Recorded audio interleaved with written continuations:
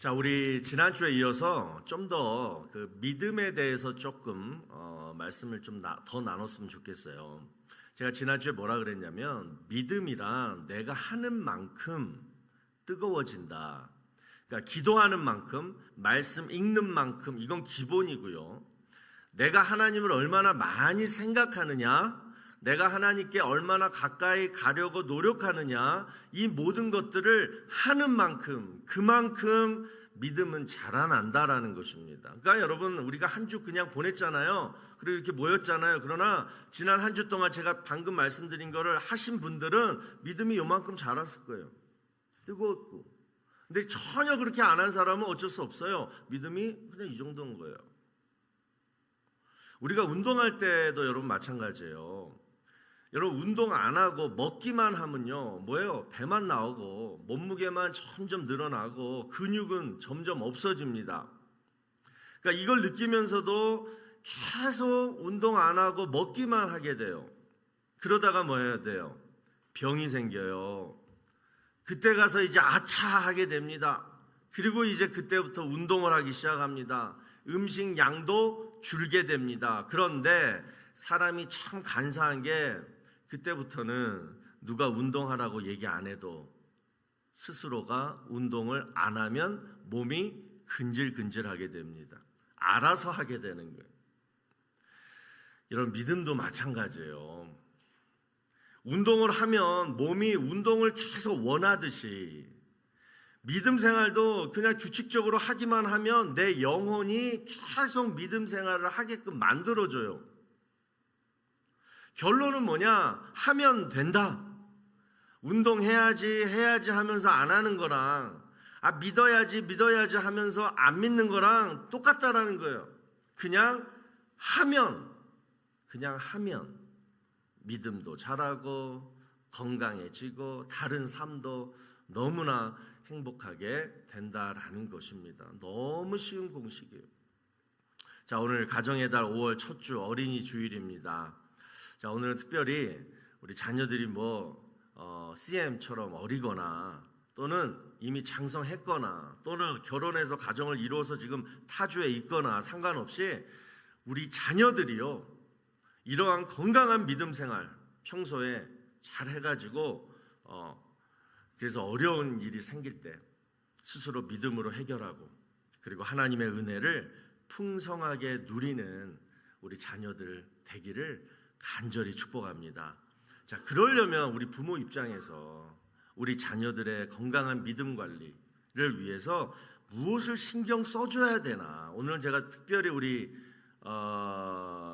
육구역이죠. 육구역한테 제가 부탁을 드렸어요. 육구역이 좀 어린 자녀들 우리 부모들이 많더라고요. 오늘은 축도할 때까지 나가지 말라고. 오늘은 그래서 여러분들 점심 조금 늦게 먹더라도 이해하시고. 그래서 부모가 무엇을 신경 써줘야 되나? 자, 오늘 이 주제를 가지고 몇 가지로 살펴보고자 하는데, 먼저 여러분, 우리 부모님들이 꼭 명심해야 할 성경 구절이 있습니다. 자, 시편 보세요. 127편 3절을 보시면 성경에 자녀들을 이렇게 표현하고 있어요. 자, 다 같이 읽습니다. 시작.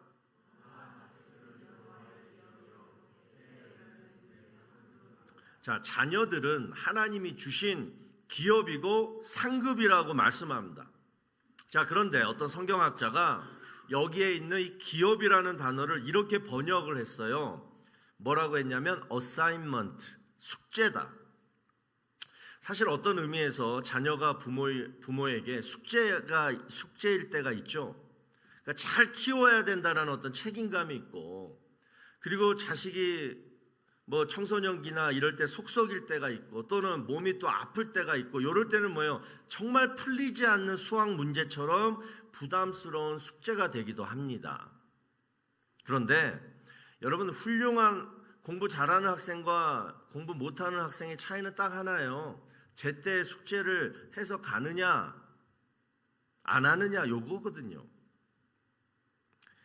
훌륭한 학생은 숙제를 제 날짜에 다 해가고, 그래서 결국은 뭐예요? 좋은 성적 받아서 나중에 마지막 학기에 상장을 받게 됩니다.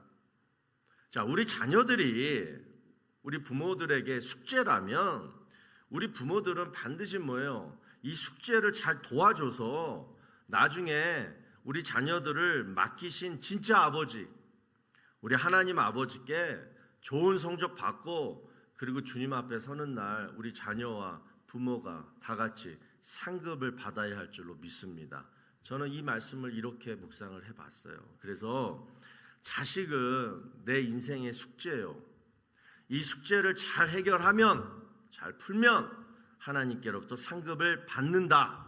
자, 이 관점으로 오늘 우리 부모님들 말씀을 좀 잘 듣게 되시기를 바랍니다.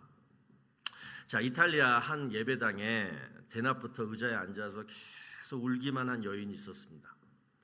너무 크게 우니까 그 교회 목사님이 그 부인의 어깨를 이렇게 톡톡 치면서 부인 무슨 일이 있으십니까? 자, 그러자 그 여인이 하는 말이 제 아들이 이단에 빠졌어요. 그리고 방탕한 죄악에 빠져서 헤어나오지를 못하고 있어요. 자, 그러자 그 목사님이 이 어머니에게 하신 말씀, 여러분들 너무나 잘 아는 이 말을 해요. 부인, 기도하는 어머니의 자식은 결코 망하지 않습니다. 자, 이 부인이 누구예요? 성 어거스틴의 어머니 모니카입니다. 자, 오늘 말씀은 여러분 구약 시대의 모니카, 바로 한나 이야기입니다.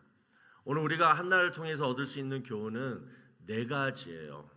자신 없으면 쓰시든가 꼭 마음에, 특별히 우리 어머니들 마음에 잘 새겨보시기를 바랍니다. 첫 번째는 뭐냐? 기도하는 부모가 되자예요. 자, 26절을 보시면 한나가 자신을 뭐라고 얘기하냐면, 한나가 이르되 내 주여 당신의 사심으로 맹세하나이다. 나는 여기서 내 주 당신 곁에 서서 여호와께 기도하던 여자라, 이렇게 얘기해요. 그러니까 자신을 기도하던 여자라고 표현하고 있습니다. 자, 여러분 이때가 언제입니까? 사무엘 달라고 하나님께 눈물로 기도하던 때였습니다. 자, 그때 여러분 그 당시 그 한나의 상황을 여러분 잘 아시죠? 자, 10절에 보시면 그녀가 마음이 너무 괴로워가지고 통곡하며 하나님께 기도했던 이유가 뭐였냐면, 그 여인의 마음에 뭐가 있었냐면 원망과 서러움이 있었어요. 여러분들 특별히 우리 어머니들 아시죠? 원망과 서러움. 왜 하나님 나에게 자식을 안 줍니까? 이 원망. 지금 남편 엘가나의 다른 부인, 이 분인나라는 여인은 계속 애를 낳아요. 거기다가 지금 한나 보러 뭐예요? 애 못 난다고 막 뭐라고 해요. 조롱하고 멸시를 해요. 얼마나 서러웠겠냐고요. 그러니까 하나님에 대한 원망, 그 다음에 사람한테 서러움. 여러분 그 마음으로 기도해 본 적 있으시죠? 우리 어머니들. 그런데 여러분 잘 들으세요. 기도랑 이 원망, 서러움은 상극입니다. 플러스 마이너스예요. 절대 같이 못 있어요. 기도하는 사람은 여러분 반면에 원망이 없어요. 그런데 원망으로 가득한 사람은 뭐예요? 절대 기도할 수가 없어요. 이 둘 관계는 이렇게 상극이에요.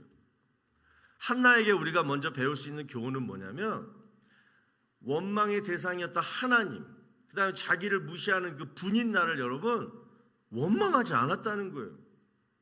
마음은 심히 격분했지만 그렇다고 술을 먹거나 괴로워서 아예 그냥 교회를 등지거나 아니면 에이 될 대로 되라 그러거나 아니면 그냥 남편 엘가나랑 그냥 이혼해버리고 그 여자 그 분인나 아예 그냥 평생 상정도 하지 않는 그런 극한 생각을 할 수 있잖아요. 보통 사람이라면. 그런데 하지 않았다는 거예요. 그리고 뭘 택했냐? 교회 와서 대낮부터 울며 기도했다라는 거예요. 그리고 아들을 구합니다. 하나님 아들 주세요. 근데 어떻게 돼요? 하나님이 아들을 주셔요. 그 이름이 사무엘. 그 뜻이 하나님의 선물입니다.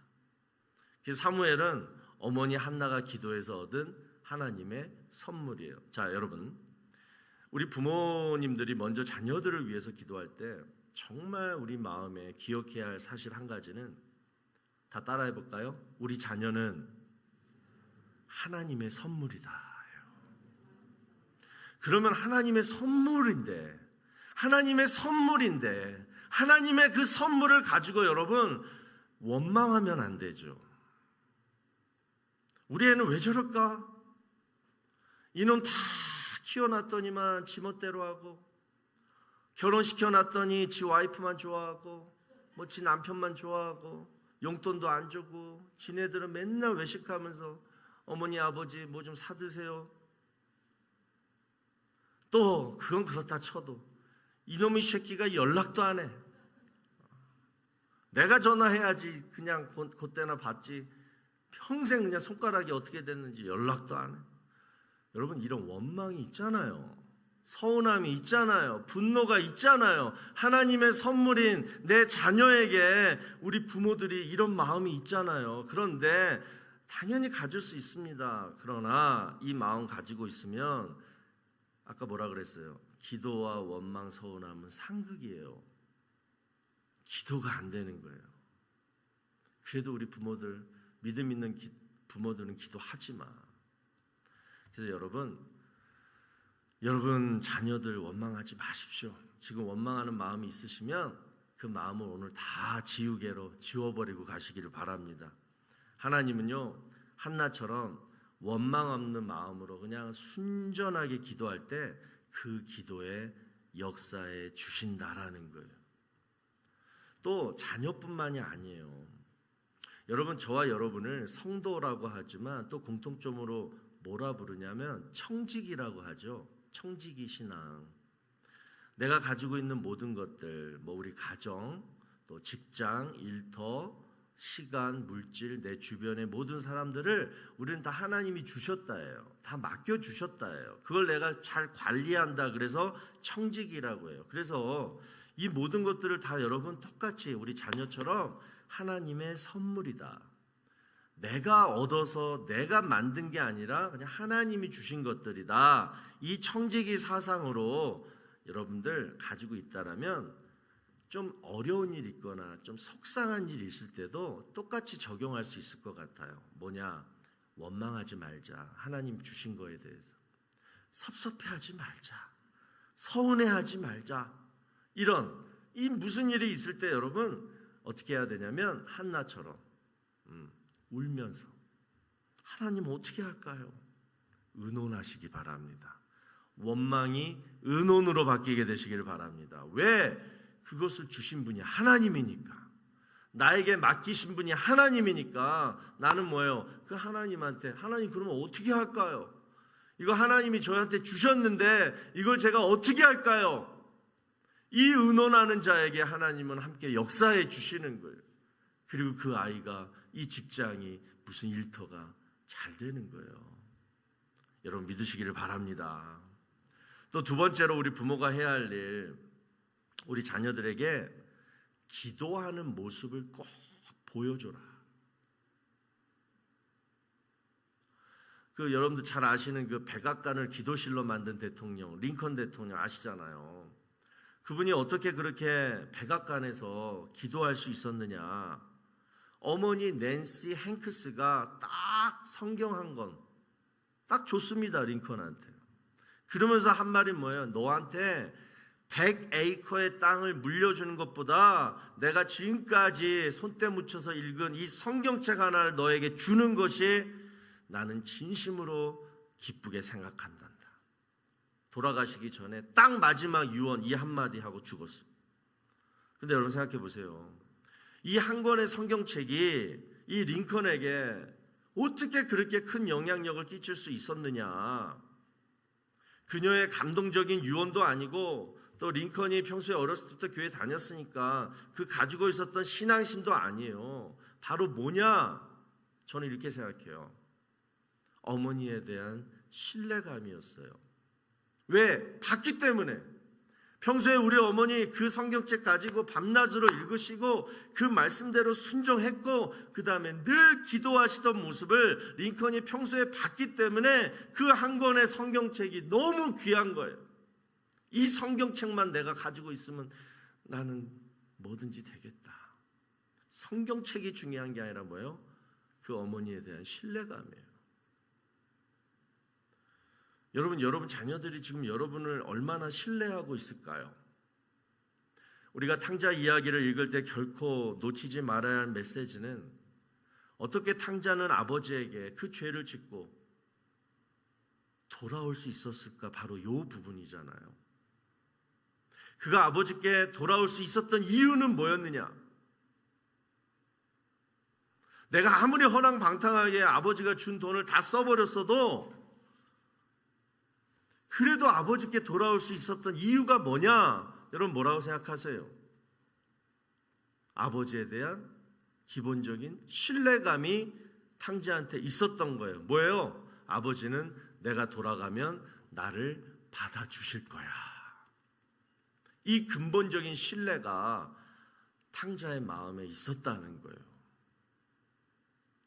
마찬가지로 우리 자녀들이 커가면서 여러분 우리 부모에게 가져야 할 근본적인 신뢰는 뭐냐? 우리 돈 많은 우리 부모님, 성격 좋은 우리 부모님, 사랑 많으신 우리 부모님도 기본이지만 여러분 어떤 상황에도 우리 부모님은 나를 위해 기도해 주신다. 이 신뢰감만 있으면 여러분 자녀들 절대 걱정 없습니다.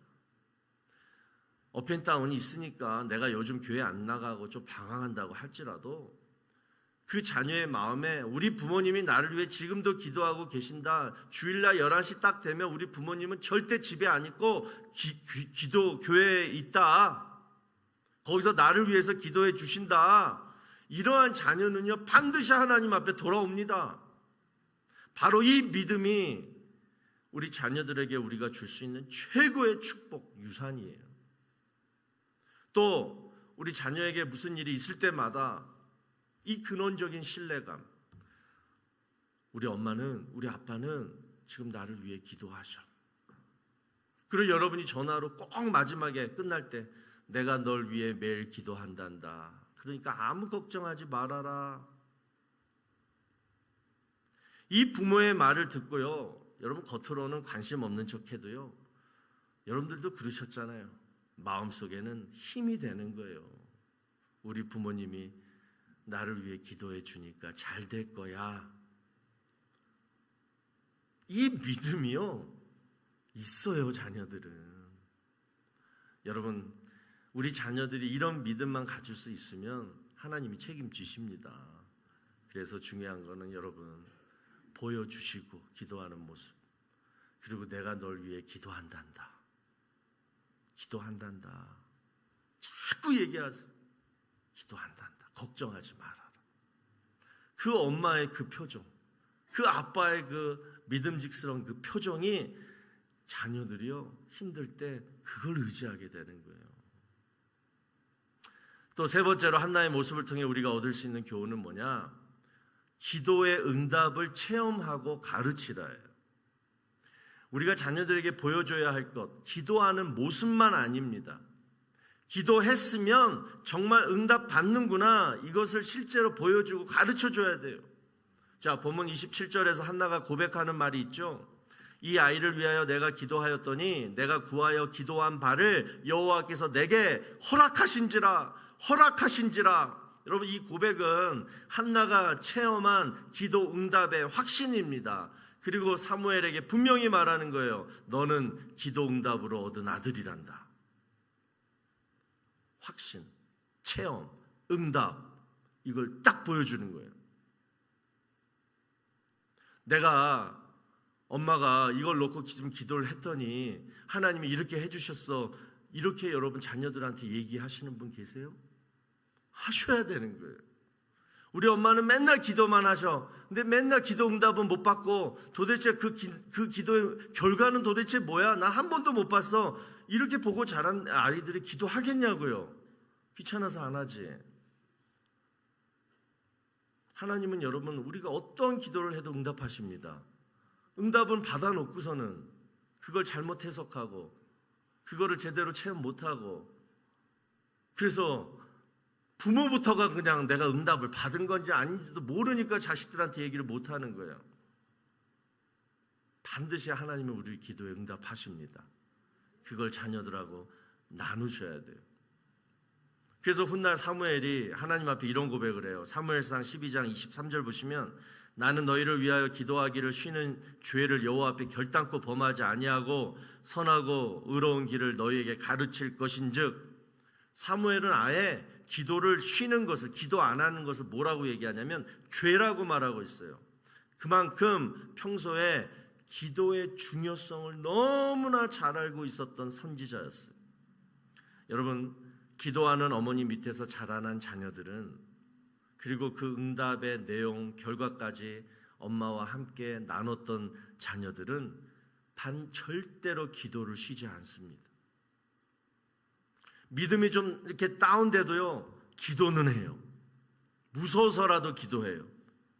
기도 응답 체험을 보고 자랐기 때문에 그래요. 우리가 잘 아는 여러분 야곱 보세요. 자, 아버지 이삭에게 이 야곱은 어떤 아들이었어요? 형 에서 속이고 아버지까지 속여서 장자권 그 축복 다 빼앗았던 아주 나쁜 둘째 아들이었습니다. 자, 그런데 우리가 창세기 28장을 보면 정말 놀라운 사실 한 가지를 알 수가 있어요.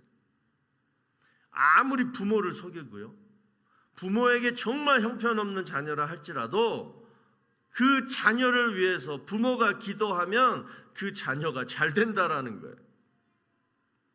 그리고 무엇보다도 그 자녀가 언젠가는 부모의 기도가 자신을 잘되게 해줬다라는 사실을 반드시 깨닫게 된다라는 거예요.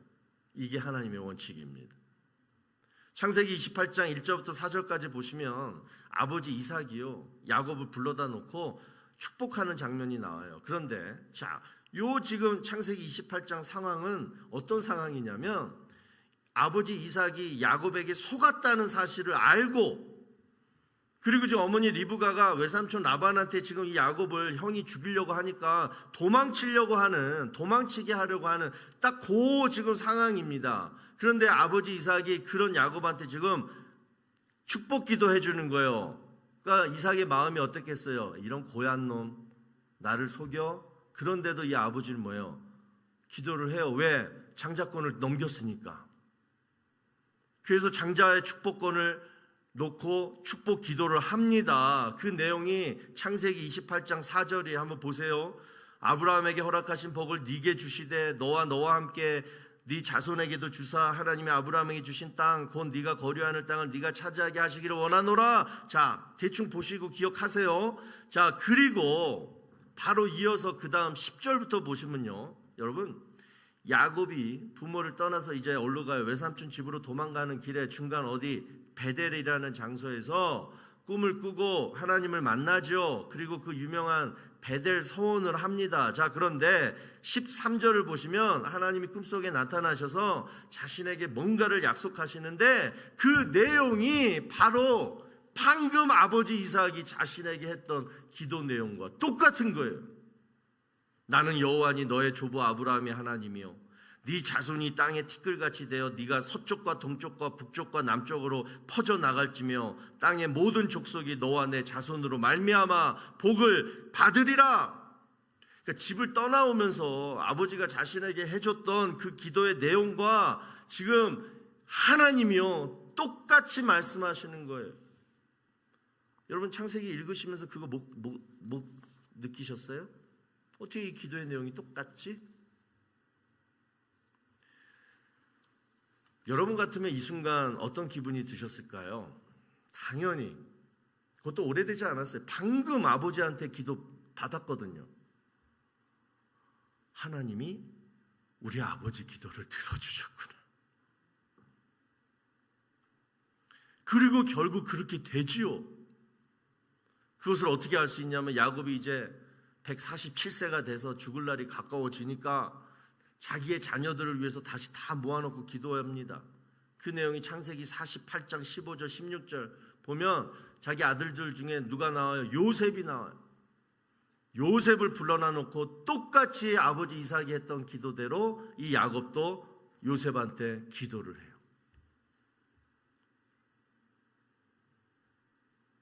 여러분, 아브라함, 이삭, 야곱 그리고 요셉, 우리가 잘 아는 이 아브라함의 가문이 어떻게 이렇게 족장 가문으로 하나님한테 이렇게 축복받을 수 있었는가? 물론 하나님의 언약도 있지만 그 언약을 이루어가는 아버지들의 축복 기도가 있었다라는 거예요. 아버지들이 자녀들에게 손을 얹고 기도했던 그 축복 기도 그대로, 내용 그대로 그 자손들이 축복을 받았다라는 거예요.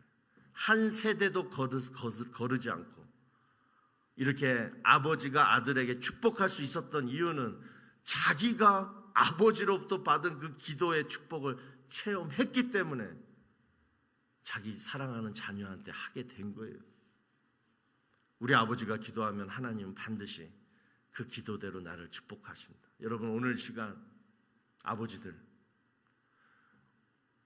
오늘 5월 4일 2025년 예배 중에 이 말씀이 내 마음에 팍 꽂혀가지고 아버지가 내 아들, 내 딸을 위해서 정말 간절히 축복 기도하면 우리 자녀가 그 축복을 받는구나, 해야겠다. 딱 요 한 문장밖에 안 되는 이 결단이 여러분 가문을 바꾸는 줄로 믿으시기 바랍니다. 가문을 바꾸는 거예요. 그 자녀들이 대대손손대로 이 규칙만, 여러분 원칙만 계속 이루어가면 여러분 가문은 아브라함 가문이 되는 거예요. 꼭 믿으시기를 바랍니다. 꼭 하시기를 바랍니다. 어렵지 않잖아요. 마지막으로 한나를 통해 얻을 수 있는 교훈 네 번째는 여러분, 하나님께 양육권을 맡기라예요. 하나님께 양육권을 맡기라. 자녀들 양육은 내가 해야지. 모든 액티비티 그냥 한 서너 개 막 보내야 되고, 나는 안 먹더라도 우리 자녀들 먹이고 입히고, 이거 부모가 해야지. 이게 기본적인 부모인데, 여러분 그거보다 더 좋은 뭐가 있어요. 하나님께 맡기면 더 잘 돼요. 오늘 보면 28절을 보시면 한나가요, 그 귀한 아들 사무엘을 하나님께 바칩니다.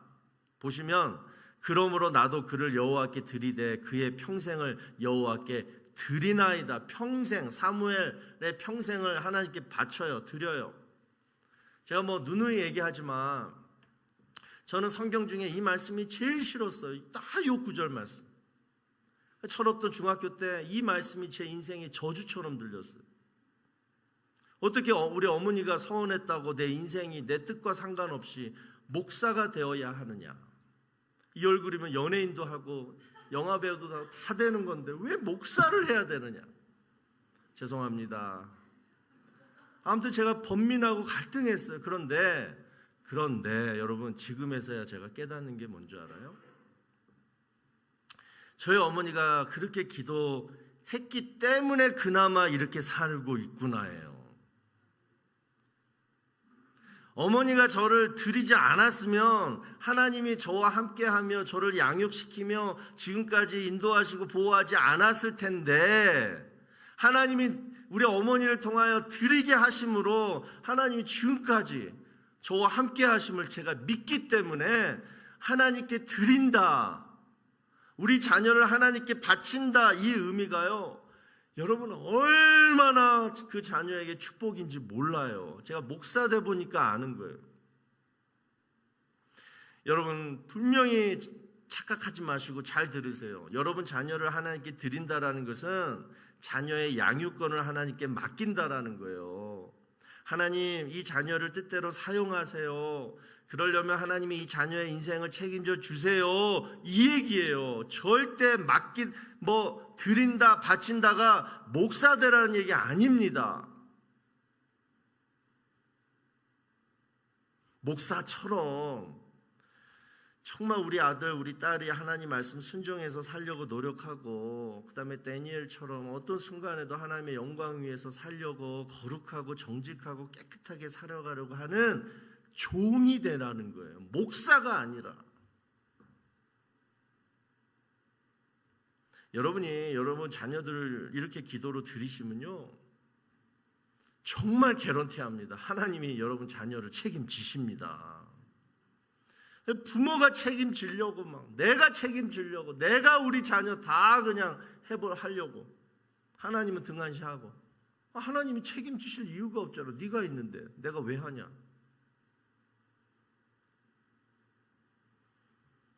그냥 부모가 책임져 달라고 여러분 매달리지 않아도 하나님께 드린 자녀는 하나님의 영광을 위해서 알아서 책임지세요. 물질도 주시고 건강도 주시고 성실함도 능력도 공급을 하시면서 사람들 앞에 뭐예요? 드린 자가 축복받는구나, 바쳐진 자가 축복받는구나, 그 축복의 본으로 사용하시는 줄로 믿으시기를 바랍니다. 카프만 부인이 쓴 광야의 샘이라는 책이 있는데 그 책에 이런 내용이 있어요. 어느 날 그 누에고치 아시죠? 누에고치 벌레. 그리고 이렇게 들여다보니까 누에고치 구멍이 1cm도 안 돼, 2mm 정도밖에 안 되는데 그 구멍 틈새로 번데기가 나비가 되려고 막 애를 쓰고 지금 나오고 있습니다. 가만히 이렇게 보니까 너무 안 된 거예요. 그래서 뭐예요? 가위로 그 누에고치 그 구멍을 잘라줬어요. 편하게 나오라고. 구멍을 더 크게 해주면 쉽게 나오겠지. 그런데 어떻게 됐을까요? 번데기가 그 구멍을 나오자마자 한번 퍼더덕 하더니만 그 자리에서 꼬꾸라 죽어버렸다고 합니다. 여러분도 아시죠? 나비는 그 누에고치에서 작은 그 구멍에서 나올 때 꾸락꾸락하면서 막 나올 때 뭐예요? 이 날개 근육도 생기고 그 마찰의 힘으로 체력이 이렇게 좀 세지는 건데 그 구멍을 딱 넓혀놓으니까 뭐예요? 그 시간을 못 누리고 그러니까 힘이 없으니까 세상 밖으로 나와서 죽었다라는 거 아니에요? 뭘 의미할까요, 여러분? 요즘 세상이 여러분이 자라던 시대랑 틀립니다. 제가 어제 우리 한국에서 오신 우리 이장로님하고 조찬 나누면서 들었는데 와, 우리 한국도 제가 있었을 때랑 완전히 틀려졌더라고요. 우리 젊은 사람들이 정말 너무나 편하게 사는 시대가 됐더라고요. 좋은 것도 있지만 의지적으로는 너무나 나약하게 나라가 만들어온 그런 얘기를 제가 좀 들었어요. 여러분 요즘은 너무나 쉽게 살려고 하는 세상입니다. 굳이 고생해서 어렵게 살려고 하지 않아요. 그런데 그래서 자칫 잘못하면 우리 자녀들이 근육이 없어요. 체력이 없어요. 그냥 쉽게 사니까. 그러면서 또 하나, 믿음? 이런 편안한 세상에서 믿음까지 필요해? 다 알아서 해주는데? 돈이면 되는데? 굳이 하나님한테 매달릴 필요가 있어? 믿음의 근육도 없고 믿음의 체력도 갖지 못할 수가 너무 많은 거예요. 교회를 안 가는 이유는 당연하고. 그럴 때 반드시 우리 자녀들에게 어려운 순간이 찾아옵니다. 반드시 오잖아요. 그럴 때 우리 자녀들이 어떤 결정을 할까? 힘들다고, 어렵다고, 싫다고, 피해가고, 극단적인 생각을 하거나, 그럼 그런 결정으로 계속 인생을 살면 어떻게 되는 거예요? 또는 세상에 유혹이 엄습할 때, 그럴 때 어떻게 그 유혹을 막아낼 수 있을까? 편한데? 여러분들은 그래도 다 어떻게 지금 넘어갔지만 우리 어린 자녀들이 앞으로 어떤 결정을 할까? 그 유혹을 어떻게 막을 수가 있을까? 곰곰이 한번 생각해 보세요. 우리 자녀들을 위해서 여러분이 누에고치의 구멍을 잘라주는 것만 해결되는 게 아니에요. 보기 안쓰러워도 힘들어 보이고 가엾어도 그 어느 일정 기간은 그냥 보고 있어야 되는 거예요. 기도하면서 우리 자녀가 하나님 끝까지 인내하고 참고 저 구멍을 돌파해서 나올 때까지 우리 부모는 옆에서 봐줘야 되는 거예요. 여러분, 우리는 한 발자국 내딛는 소중함이 얼마나 대단한지 잘 알고 있습니다.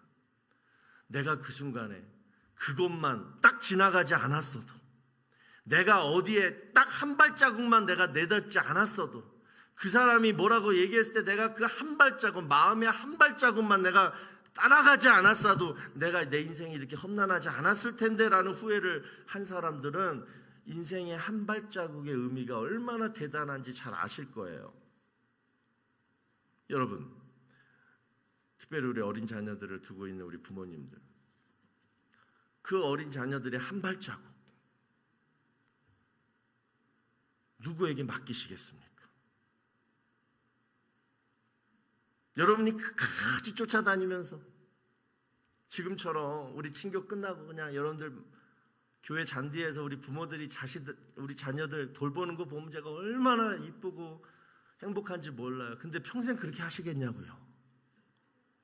평생 점프할 때도 옆에서 보면서 양말 벗겨주고 신발 신겨주고 평생 그렇게 할 수 없잖아요. 우리는 언젠가는 아이들이 스스로 한 발자국 한 발자국 걸을 때 우리는 떠나보내야 됩니다.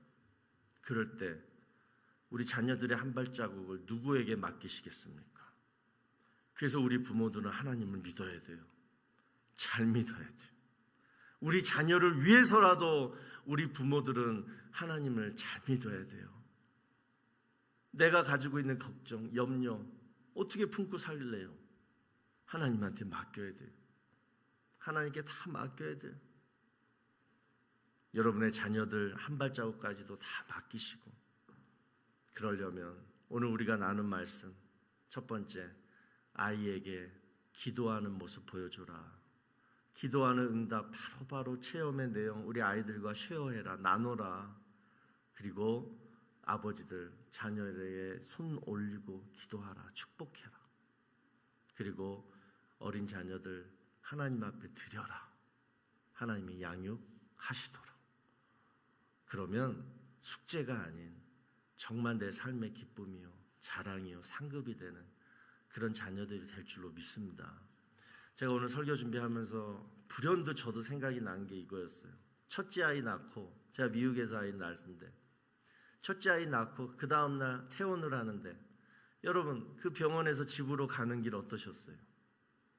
그 조그만 갓난아기 아이를 카시트에다 놓고 블랭킷으로 덮고, 그리고 운전할 때 혹시라도 이 아이가 그냥 턱 하면은 어디 뼈다귀 부러질까 봐 어떻게 과속 방지턱도 거의 막 그냥 1, 2마일로 천천히 운전해서 그렇게 집으로 데리고 온 아이가 지금 여러분들의 자녀입니다. 그렇게 소중하게 하나님으로부터 받은 아이가 지금 여러분들 다 크고 장성해서 지금 타주에 있는 그 아이들입니다. 그런데 그 소중한 아이들 지금 여러분 어떤 마음으로 대하십니까? 하나님의 선물인데 그 아이에 대한 책임을 반드시 하나님이 나중에 나한테 물을 텐데, 근데 이미 몸은 떨어져 있고 마음도 멀어져 있고 내가 어떻게 할 수 없는데, 그래서 여러분 하나밖에 없는 거예요. 한나가 대낮에 울면서 기도한 것처럼 하나님 앞에 기도하는 것밖에 없습니다. 우리 시간 여러분 자녀들 마음에 넣으시고, 마음에 다 넣으시고, 손주들 마음에 다 넣으시고, 이 마음에 두 손을 다 얹으시고, 내가 한나다. 지금까지 이 자녀를 대하는 지금까지의 나의 잘못을 하나님께 먼저 회개하시고, 그리고 이제 한나가 사무엘을 하나님 앞에 바친 것처럼 목사하라는 게 아니래요. 정말 하나님께 모든 양육권, 모든 책임을 주 앞에 드리는, 바쳐드리는 그러한 시간을 여러분 정말 우리 부모님들 이 시간 꼭 하시면 하나님이 기억하시고 여러분 자녀들 책임져 주실 줄로 믿습니다. 자, 우리 다 같이 이 시간 자녀들 놓고 가슴에 두 손을 다 올리시고, 특히 우리 어머니들 가슴에 손을 올리시고, 그리고 우리 자녀들 한 명 한 명 이름을 대시면서 하나님 사용하여 주시옵소서. 하나님의 영광을 위해서 사용하여 주시옵소서. 그리고 우리 자녀 하나님이 책임져 주시옵소서. 저는 평생 쉬지 않고 이 아이를 위해서 기도만 하겠습니다. 하나님 놀라운 역사를 내려 주시옵소서. 우리 다 같이 기도합니다. 아버지 하나님, 이 시간 사랑하는 우리 자녀들, 하나님의 선물로 주신 귀한 자녀들 맡아서 정말 짧게는 3개월, 길게는 정말 몇십 년을 정말 저들 때문에 힘들어하기도 하고 행복하기도 했던 지난 날들, 근데 하나님, 언젠가부터는 내가 우리 자녀들 생각 안 하고 기도도 안 하고 알아서 살겠지 했던 하나님 무책임함을 주님 용서하여 주시옵소서. 끝까지 주 앞에 상급받는 그날까지 하나님 자녀들을 위해서 기도하는 그 기도 절대 쉬지 않는, 죄짓지 않도록 하나님 우리 부모들의 마음에 기도의 마음을 허락하여 주시옵시고, 이제 아버지 우리 저 부모들이 정말 자녀들을 사랑하는 마음으로 축복하며, 아버지들은 정말 축복하고 우리 어머니들은 정말 자녀를 위해서 기도하는 마음으로 주 앞에 올려드린 오늘 기도의 제목들, 아버지 우리 자녀들 평생 사는 날 동안 잊지 마시고 기억하셔서 우리 자녀들의 한 발자국 한 발자국들을 하나님 인도하여 주시옵소서. 형통케 하여 주시옵소서. 아픈 어린 자녀들 주님 치유되게 하여 주시옵시고, 주여 아버지 주를 떠나 교회 안 나오는 자녀들도 아버지 부모의 기도를 통하여 다시금 우리 하나님께 돌아올 수 있는 놀라운 역사가 있게 하여 주시옵소서. 평생 주만을 의지하며 주의 은혜를 사모하는 주의 자녀들이 될 수 있도록 주여 역사하여 주시옵소서.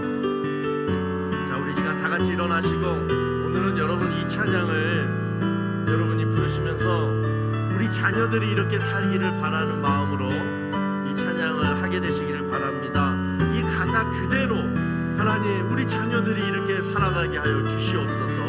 이 마음으로 우리 다 같이 찬양하겠습니다. 화려하지 않아도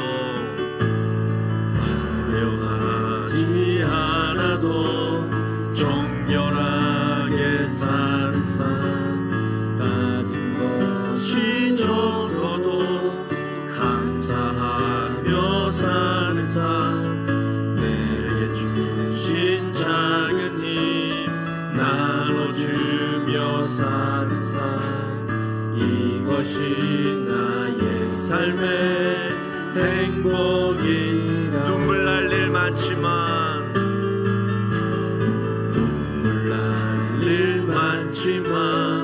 기도할 수 있는 것, 억울한 일 많으나 주를 위해 참는 것, 비록 짧은 작은 삶 주 뜻대로 사는 것, 이것이 나의 우리 자녀들의 삶이 되기를 원합니다. 이것이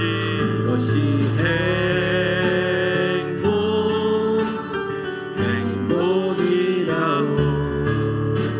세상은 알 수 없는 하나님 선물, 이것이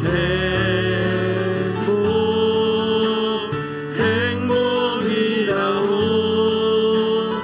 하나님의 자녀로 살아가는 것, 이것이 행복. 다시 한번 하겠습니다. 이것이 행복, 이것이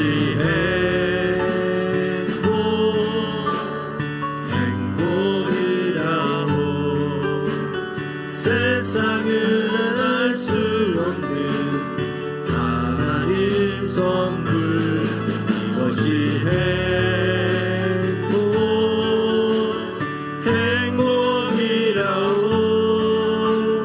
하나님의 자녀로 살아가는 것, 이것이 행복이라고. 하나님, 정말 우리 자녀들 화려하지 않아도 정직하고 거룩하고 깨끗하게 살아가게 하시고, 가진 것이 적어도 늘 하나님께 감사하고 나누고 베푸는 삶 되게 하여 주시옵소서.